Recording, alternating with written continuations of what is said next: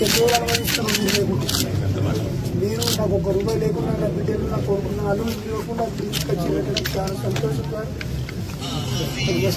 జరిగింది అన్యాయం. కేవలము సరిగా చండాలమైన ప్రభుత్వం అంటే ఇట్లా ఒక పేద రైతును అల్లని ఆరోగ్యం బాగాలేదు, ఆపరేషన్ అయింది, నిన్ను తీసుకుపోయి జైల్లో పెట్టింది నాకు అర్థం కాదు. నా మీద కోపం ఉంటే నాతో కొట్టాడాలి, నా మీద కోపం పేదోళ్ళ మీద గరీబ్ గాళ్ళ మీద మీ మీద తీసి చిల్లరతనం మీద నాకు అర్థం కాదు.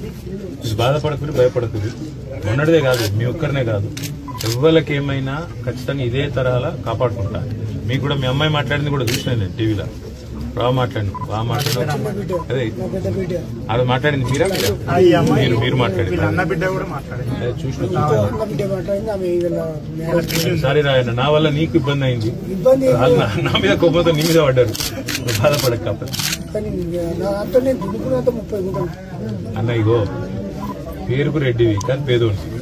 అట్లా 10 ఏళ్ల కేసీఆర్ ఉన్నప్పుడు మరి మనం కూడా కక్షలు తీసుకుంటే వాళ్ళని మిగులుదురా? మరి మనం పద్ధతిగా మన పని మనం చేసుకుంటాం ఏమనుకుంటా. కాంగ్రెస్ వాళ్ళు వచ్చినా బీజేపీ వాళ్ళు వచ్చినా వాళ్ళకి లాభం చేసినా ఏమైనా చేస్తే తప్ప నష్టమే చేయాలి. ఇంత న్యాయం. పేదోళ్ళు గరీబ్ గల పుట్టగొట్టుడేంది నాకు అర్థం కాదు, మిమ్మల్ని జైల్లో పెట్టుడేంది, ఇంకా గరీబ్ గాని ఛాయ్ దుకాణం తీసేది ఏం చిల్లర ప్రభుత్వం ఇంత గలీసా?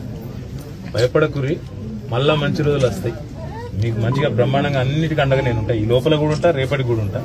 నా విజ్ఞప్తి ఏంటంటే జీవితాంతం మీకు అంత మాట ఎందుకు, ఆరోగ్యం కాపాడుకోకండి, ఆరోగ్యం కాపాడుకో, పిల్లల్ని మంచిగా చూసుకో. ఏం చదువుతున్నావు బిడ్డ?